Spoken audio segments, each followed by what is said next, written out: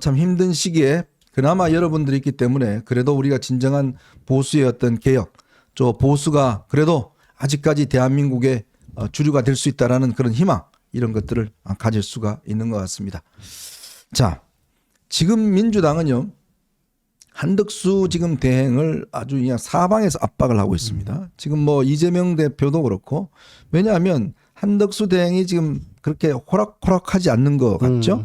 지금 보면은 일단 6개 법안에 대해서 이제 거부권을 행사했는데, 이제 특검법 2개, 네. 그거를 또 이제 지금 1월 1일 날로 지금 마감이 당하고 있지 않습니까? 그렇죠. 그래서 내란 특검과 김건희 여사 특검인데요. 이게 이제 독소조항이 워낙 드글드글 많습니다. 그리고 사실상 민주당이 선수가 심판을 고르는 그런 그 내용이기 때문에 그다음 위헌적 요소가 너무 많고요. 거의 뭐 수사 상황을 거의 이제 생중계하듯이 뭐 하게 되고 뭐 등등 그렇습니다. 그래서 예, 평상시 같으면 이건 뭐 당연히 거부권을 행사해야 되는데 만약에 이제 그것까지 거부권을 행사하게 되면은 못 찾겠다. 한덕수 바로 탄핵을 하겠다 하는데 여기서 이제 민주당의 딜레마가 있는 거죠. 연내로 국회 추천목 헌법재판관 3명의 인사청문회를 완료를 시키겠다라는 거거든요. 네네. 국회에서 그래서 저기 한덕수 대행 쪽으로 보내겠다는 거예요. 그러니까 최종적으로 한덕수 대행이 사인만 해주면은 헌법재판관 3명이 이제 채워져 가지고 충원이 돼갖고 9명 완전체가 돼서 그 대통령 탄핵 심판을 보다 더 무게감 있게 또 신속하게 해나갈 수 있는 여건이 마련되는데 만약에 한덕수 대행을 탄핵을 해버리면요. 그게 참 늦어지는 거예요. 대통령의 탄핵 심판이 늦어지는 거예요. 그러니까 이걸 이렇게 하면 또 이게 좀 어떻고. 그러니까 두 개 다 만족. 한덕수 대행도 손봐주고 탄핵으로 손봐주고 대통령 탄핵 심판은 심판대로 빠르게 할 수 있는 두 개를 다 충족시킬 수 있는 방법은 현재로서는 없어요. 그래서 이제 민주당이 좀 딜레마에 빠진 것 같습니다. 네. 지금 탄핵이 벌써 뭐 어마어마하게 많이 했고, 거기다가 또 한덕수 대행마저 지금 탄핵을 한다 그러면 아마 국민들은 이제 그때부터는 좀 생각이 많이 바뀌실 것 같아요. 그렇죠. 지금 윤 대통령에 대한 헌법재판소 사건 번호가 헌나 8번이에요. 헌나 8. 이게 헌나라는 게 탄핵 사건이 헌나고 거기에 1, 2, 3, 4 그 해에 그 숫자대로 쭉 번호를 매기는데 네. 헌나 8번이라는 숫자는 헌정사 최초예요. 이 번호까지 가본 역사가 옛날에 없고. 다 헌나 1이었죠. 그렇죠. 네. 노무현 대통령, 박근혜 대통령도 헌나 1이었어요. 1번. 진짜 한 해에 한 번 있을, 역사에 진짜 몇 번 있을까 말까 한 게 올해에만 헌나 8번까지 갔다. 근데 헌나 7번까지는 민주당은 사유가 없는 거 알면서도 직무 정지의 목적이 있었잖아요. 얼마 전에는 뭐 자기들 그 나가지도 않았잖아요. 노쇼 해버렸죠. 빨리 되는 게 싫은 건데 근데 또 윤 대통령 사건은 또 빨리 하고 싶잖아요. 그러니까 관통할 수 있는 논리가 없는데 지금 이렇게 추진을 하다 보니까 결국은 자기 모순을 반복하면서 결국은 나 민주당 원하는 대로 해. 안 하면 탄핵할게. 또 이제 이런 식의 얘기만 하게 되는 거죠. 네. 앞에는 직무에 대해서 정지시키는 게 목적이었으니까 헌법재판관을 채워넣지 않았잖아요. 근데 최근에 박찬대 원내대표 하는 얘기 들으면 기가 막혀요. 6인 체제의 불완전성을 제거하기 위해 9명을 할 수밖에 없다. 아니 불완전한 체제 자기들이 만들었으면서. 근데 지금 완전 말씀하신 거대로 딜레마인 게 한덕수 권한대행을 건드리는 순간 자기들도 이게 지금 헌법재판소 이 지금 심판이 어디로 갈지 모르겠다. 정영식 재판관의 그러면은 그 가치가 어마어마해지거든요. 네, 사실 그렇죠. 그 한 표가 결론을 낸다라고 봐도 다를 게 없기 때문에 자기들도 그게 겁나는 거죠. 그러면은 저는 사실 이런 논란이 있을 땐 원칙으로 가는 게 맞다라고 생각을 해요. 권한대행으로서 진짜 그 권한을 행사할 수 있게끔 해줘야 되고 헌법재판소 재판관 3명 채우는 거에 대해서 인정을 해줄 것 같으면 거부권도 인정해줘야 돼요. 그렇죠. 그리고 거부권 인정하면서 그 소극적 권한이냐 적극적 권한이냐 이런 얘기 하잖아요. 근데 국가의 시스템을 유지하기 위한 것은 소극적 권한 안에 들어간다고 봐야 되고 시스템을 유지하는 거 지금 장관 자리가 빵꾸 났잖아요. 네네. 장관 자리를 채워 넣는 것도 시스템 유지를 위한 행동이기 때문에 소극적 권한이 들어간다고 봐야 돼요. 그러니까 적극적 권한은 이렇게 생각하시면 돼요. 갑자기 권한 대행인데 수도를 옮기겠다. 이런 건 안 돼요. 근데 기존에 하던 유지는 돼야 될 거 아니에요. 그렇죠. 국가 시스템 유지되네. 시스템은 유지돼야 되니까 지금 몇 명만 더 빠지면 국무회의가 성립이 안 돼 버려요. 그럼 채워 넣어야죠. 국무 장관 지명도 할 수 있어야 되고 거부권도 할 수 있어야 되고 그걸 인정하는 전제에서 재판관도 넣자란 얘기를 해야 맞지. 앞에 거 다 안 돼. 뭐 경고안에 어쩌네 이러면서 재판관은 빨리 해라. 이거는 뭐 법도 아니고 뭣도 아닌 거예요. 제가 하나만 여쭤볼게요. 네. 그 지금 그러니까 문제는 이제 한덕수 대행에 대한 탄핵을 하는데 이걸 대통령 기준으로 할 것인가 장관 기준으로 할 것인가 이거 지금 논쟁이 있잖아요. 논쟁이 있죠. 네. 어떻게 됩니까? 이게 법에 규정이 없기 때문에 논쟁이 있는데 제가 결론부터 말씀드리고 설명을 할게요. 결론부터 말씀드리면 대통령 권한대행은 대통령 기준으로 가는 게 맞습니다. 아하. 정확하게 맞고 제가 그 논문도 찾아봤어요. 네네. 왜냐하면 이게 또 선례도 있어요. 어떤 게 있었냐면은 그 방통위를 무력화하기 위해 가지고 민주당이 방통위원장 들어올 때마다 탄핵을 했잖아요. 그렇죠. 그때 방통위원장이 탄핵이 되고 나서 그 부위원장이 권한대행을 했어요. 맞습니다. 그 권한대행도 탄핵하겠다라고 네네. 민주당이 협박을 했었어요. 맞아요. 근데 법에 의하면 위원장은 탄핵할 수 있지만 위원장 직무대행은 규정이 없어요. 없죠. 없으니까 그럼 탄핵을 못 하네라는 논리가 나왔었는데 민주당이 직무대행은 위원장의 권한을 행사하기 때문에 위원장으로 봐서 위원장이 탄핵이 가능하니까 직무대행도 탄핵이 가능하다. 자기들이 그렇게 주장을 했었어요. 근데 만약에 그 상태에서 그 탄핵이 돼버려서 직무정지가 돼버리면 방통위가 그냥 완전 날아가잖아요. 네네. 그래서 윤 대통령도 그렇게 될 게 법리적으로 가능성이 있다 그래서 사퇴서를 받아가지고 그 이후에 후임자를 다시 인선을 했던 게 이제 이진숙 네. 체제가 들어왔던 거거든요. 네. 그때 이미 헌법 이론적으로는 직무대행은 그 맡고 있는 직책에 준해가지고 판단해야 되는 왜 그 직책을 수행하니까. 네. 그러니까 대통령 권한대행도 대통령에 준하는 상태가 이미 됐어요. 그러면은 총리일 때는 국회 과반수만 의결하면은 직무정지가 돼버리잖아요. 그렇죠. 150석만 있으면 되잖아요. 네. 근데 대통령은 200석이 필요하잖아요. 권한대행은 대통령에 준하는 기준으로 가는 게 맞기 때문에 200석이 맞아요. 그럼 민주당 단독으로 탄핵을 못하죠. 아하. 못합니다 이건. 자, 그런데 말이죠. 그 미국이 한덕수 대행하고 이제 관계가 굉장히 좋지 않습니까? 그렇죠. 한 대행이 사실 옛날에 주미 대사도 대사도 했고 하고. 또 네. 미국 당국도 한 대행에 대해서는 굉장히 신뢰를 보내고 있는데 그렇죠. 네. 만약 그런 상황에서 한 대행까지 탄핵한다? 네. 그러면 미국이 이재명을 어떻게 볼까요? 그냥 국가 깽판 패력이죠. 깽판. 깽판 치는 거 말고 뭘로 설명해 드릴 수 네. 있겠습니까? 그래서 저는 쉽게 한덕수 대행이 그 지금 그 내란죄 상설특검하고 김건희 여사 특검법 2개 남은 거 아닙니까? 네네. 그 거부권 행사한다 할지라도 거부권 행사해도 탄핵하기는 쉬워 보이진 않아요. 근데 첫 번째 아까 헌재의 재판관 부족한 그 결혼 3명 채우는 게 늦어지고 네. 그게 있고요. 그다음에 국민 여론이 이제 급격하게 악화될 겁니다. 저 인간도 완전 탄핵 중독증에 빠져가지고 아니 한덕수까지 탄핵시키면 뭘 어쩌란 말이냐. 그리고 정말 조기 대선을 생각한다면요.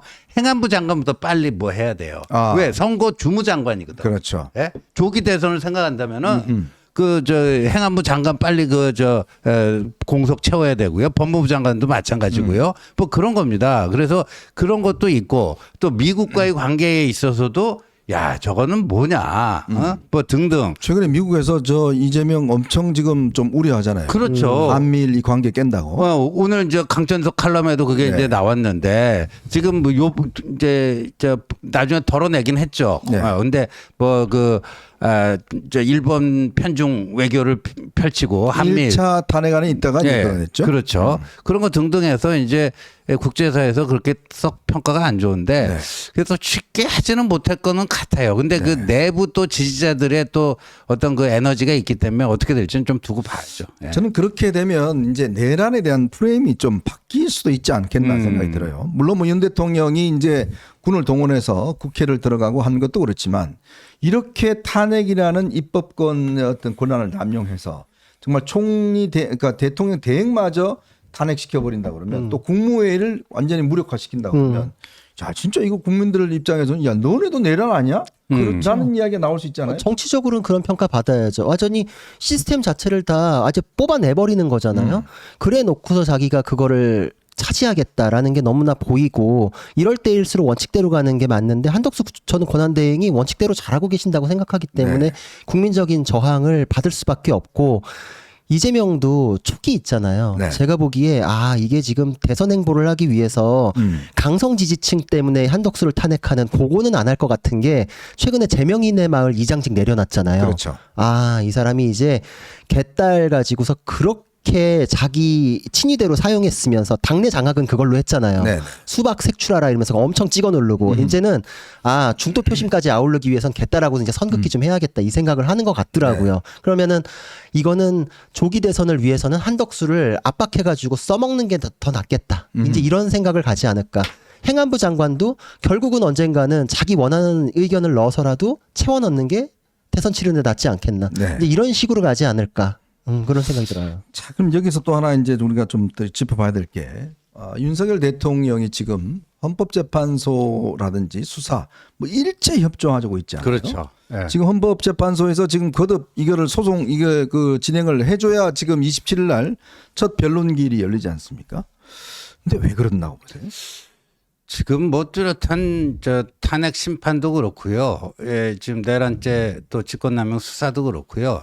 그 어떻게 대응해야 될 것인가 대응 전략 자체가 지금 안 만들어져 있는 것 같아요. 아하. 제가 봐서는 변호인단조차도 제대로 꾸려지지 못하고 있잖아요. 지금. 네네. 그러니까 대통령의 머릿속에는 여러 가지 뭐 구성들이 있을 수 있지만 그것이 굉장히 딱 뭐 한 일관된 하나의 뭐 전략으로서 이렇게 지금 만들어지지 못한 상태가 아닌가. 저런 상태에서 바로 그 수사를 받게 되고 탄핵 재판이 시작되면은 방어를 제대로 못 해보고 무너질 수도 있지 않느냐. 저는 지금 그런 상태가 아닌가 일단 그렇게 보거든요. 그렇다면은 저런 걸 수령 거부하고 최대한 이제 시간을 벌기 위한 노력을 하고 있는 걸로 보여지는데 근데 본인이 선언한 거 수사와 탄핵에 당당히 맞서겠다. 당당한 모습은 아니잖아요. 그러니까 대통령이 저런 모습을 보이면 보일수록 이제 이 보수 정치 세력에 대한 국민적 신뢰는 뭐 땅에 떨어지고 반감만 하늘을 찌르게 되지 않을까 싶습니다. 더군다나 이제 보니까요, 석동현 변호사도 그렇고 김홍일 변호사도 그렇고 이제 그런 이야기를 했답니다. 도대체 왜 했냐? 조금만 기다리면 되는데 너 도대체 왜 했냐 지금 계엄을 왜 그렇게 했어? 라니까 뭐 별 이제 할 말이 없는 거 하잖아요. 네. 그러니까 지금 윤 대통령에 대해서 그 친한 친구들이나 이런 같은 법조인들도 하는 이야기가 야 6개월만 기다리면 이재명 저 다 가고 조국이 깜빵 가고 다 이제 그때 되면 조금 살만 나는데 도대체 왜 그걸 못 참아서 결국은 이런 짓을 해서 지금 다 그냥 쓸어갔냐. 네. 그게 마음들이 보니까 본인들이 도저히 이해할 수가 없는 거예요. 석동현 변호사도 그 얘기 했어요. 네. 그 6개월 얘기 지금 우리 현정님이 얘기한 거 그거를 공개적으로 했어요. 그러니까 이제 이 변호인들 입장에서 보면 왜냐하면 이제 본인들 다 로펌에 있을 거 아닙니까. 그러면 여기 다 그만두고 나와야 되거든요. 근데 그게 쉽지가 않은 거예요. 근데 왜 내 모든 삶을 앞으로의 삶을 던져가면서 너 지금 변호해 줄 생각이 없다. 아니 그 친구들 또 이제 그렇게 생각하는 거죠. 내가 거기 가서 나중에 내란죄 변호인이라는 그 딱지를 붙고 살 내가 이유가 뭐 있냐? 라는 이제 그 의문을 제기하는 거고. 그러다 보니까 제가 듣기로는 변호인 할 사람이 없대요. 맞아요. 아니 그래서 제가 변호사로서 실무적으로 이제 얘기를 드리면 사건이 온다고 해서 다 맞지는 않아요. 네. 근데 이제 사건 자체가 이건 내가 진짜 이건 나하고 안 맞는다 이런 경우도 있지만 나는 어떤 사건이든 변호인의 조력은 받아야 된다. 이제 이런 생각하에 맞더라도 의뢰인하고 얘기가 안 통하는 경우들이 있거든요. 네네. 예를 들어서 어떤 방향으로 가는 게 가장 유리합니다라고 했을 때 말이 안 통하는 경우 그리고 나한테 100% 오픈 안 하는 경우 네. 이런 진행을 하면 할수록 망해요. 그렇겠네. 근데 지금 구성에도 난항을 보이는 게 내란죄에 대해서는 아예 그냥 이 사건 자체를 맡고 싶지 않은 사람들도 많을 것이고 그렇죠. 두 번째로는 왜 했냐라는 거에 대해서 대통령께서 과연 다 터놓고 얘기하시고 계실까 그걸 다 알고 나서 내가 그 안에서 가장 유리한 구성을 해야 되는데 전제 자체가 지금 나한테 다 오픈하시는 게 아닌 것 같은데 라는 생각으로는 진행 못 하거든요. 네. 지금 아마 거기서의 의견이 정리가 안 된 것 같아요. 제 생각에. 참 저는 아무리 생각해도 이해 못 하겠어요. 가장 근본적인 문제. 네. 왜 저런 선택을 했을까? 그러니까 그 수많은 사람들이 한 명도 동의하지 않고 전부 다 반대를 하는데 진짜 조태열 외교부 장관은 끝나가면서까지 그냥 바지가랑이 잡으면서까지 반대를 하는데 네. 왜 그래서, 이 짓을 했을까? 그래서 하나 이제 엿볼 수 있는 게 석동현 변호사님이 이런저런 얘기를 지금 하시잖아요. 네. 근데 그 얘기를 다 종합해 보면은 내란죄에 대해서 무죄, 결백에 대한 언급이 아니에요. 그게 안 돼요. 그것마저도 지금 이게 법리 구성이 안 됐다라는 걸 알 수 있는 게 뭐 2시간 만에 뭐 끝나는 내란이 어디 있단 네네. 말입니까? 뭐 이제 이런 식으로 이렇게 쭉 얘기를 하잖아요. 뭐 그리고 폭동에 이르르지 않았지 않습니까? 뭐 이런 얘기를 하잖아요. 근데 그 시간이라는 요건이 필요가 없거든요. 맞아요. 그냥 스타트만 하면은 그냥 맞아요. 내란이 시작이 된 거고 네. 그거는 내란죄는 예비 음모도 처벌을 해요. 그렇기 때문에 폭동의 수준에 이르지 못했다라는 거는 혹시 미수범 아닙니까? 뭐 요 정도로 넘어가게 되거든요. 그러면은 기순지 미순지가 지금 이 국면에서 대단히 무슨 뭐 영향을 미치나요? 근데 저 인터뷰를 하는 것 자체가 이게 무죄 구성 자체가 안 되는데 지금 저거를 하시는 거는 완성이 안 됐다 이런 느낌이 들더라고요. 참 지금 그 자기를 따랐던 군인들이 증언하는 걸 보면 참 기가 막히잖아요. 그 체포의 채자도 꺼내지 않았다 그 얘기가요. 네. 자 보자고요. 군에서 3사람이 윤 대통령으로부터 체포 지시를 받았다는 걸 인정을 했습니다. 그게 곽종근 특전사령관이 그랬죠. 네. 그다음에 여인영 여인영. 방첩사령관 그랬죠. 이진우 수방사령관. 수방사령관. 군에 이제 3명이 그랬죠. 그다음에 그 홍장원 국정원 1차장이 그랬죠. 맞아요. 그다음에 조지호 경찰청장은 뭐 거기는 6차례나 또 전화 받았다고. 김동연 부장판사까지 잡으라고 그랬다. 예. 그러니까 그 대통령으로부터 6차례나 전화 받았다는 거 아닙니까? 그러니까 이 5명이 딱 짜고 대통령을 대통령을 속된 말로 연맥이기 위해서 이렇게 네. 짜고 이렇게 한다는 건 참 상상하기 좋죠. 힘들잖아요. 맞습니다. 그러니까 대통령께서요 지금 머릿속이 정리가 안 되는 것 같아요. 내가 보니까. 네. 그리고 지난번에도 보면요. 비상계엄 이후에 12월 7일 담화에서는 뭐 자기가 임기 포함해갖고 모든 뭐 거취 문제를 당에 일임하겠다 해놓고 또 바꾸잖아요. 맞아요. 그러니까 계속 좀 이런 거예요. 네. 그리고 이 상태에서 만약에 수사를 받아봐요. 나는 걔들한테 체포하라고 시킨 적 없다. 이래버리면 그게 뭐예요? 구속 사유도 낼 수도 있고. 그렇죠. 예?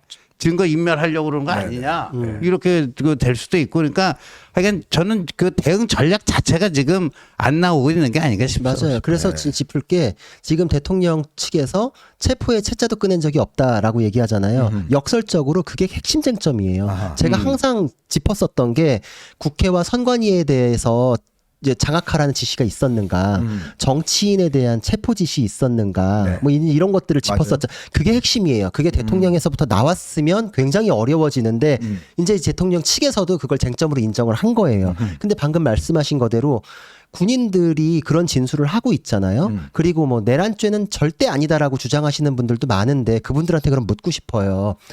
군인들이랑 경찰들이 지금 다 구속되고 있잖아요. 네. 그분들은 지금 그럼 왜 구속되고 있는지에 대해서 답이 나와야죠. 근데 그분들이 구속됐을 때 그럼 대통령 쪽에서는 제가 석동현 변호사님 그 말이 부족하다고 하는 게 그거예요. 내란이 이러저러해서 아니기 때문에 지금 법원의 판단이 잘못됐다라는 게 하나 나오든지 아니면 지금 그 사람들이 행동한 거는 맞지만 대통령은 거기에 관여하지 않았고 뭐 김용현이 시킨 거다. 대통령의 뜻을 잘못 받아서 김용현이 오버해서 필요 없는 그런 3가지 쟁점에 대한 지시를 했다. 뭐 이게 나와야 되거든요. 근데 둘 다 안 나와요. 대통령은 채자에도 안 꺼냈다라 그럼 누구에 의해 가지고 거기를 장악하고 그런 얘기가 지시를 받았다는 얘기가 왜 나오겠는가. 지금 이게 안 나오는 것 자체가 거기에 대해서 굉장히 수세로 몰리는 거다. 그렇죠. 쟁점도 나왔고 이 쟁점은 지금 대통령 측에서도 인정하는 쟁점인 거예요. 법적으로 완전히 똑 떨어지는 쟁점이기 때문에 결국은 질줄이 구속됐던 이 군인들은 뭐예요? 라는 질문 하에 진실 공방을 하게 돼 있어요. 참 이게 사실 이번 사건에 별로 복잡성이 없습니다. 그렇죠. 뭔가 뭐 명확히 나올 것 같고요. 자, 그래서요. 제가 이제 2번째 이슈로 한번 넘어가 보겠습니다. 여러분 보시면서요. 구독과 좋아요, 알림 꼭 부탁드리겠습니다.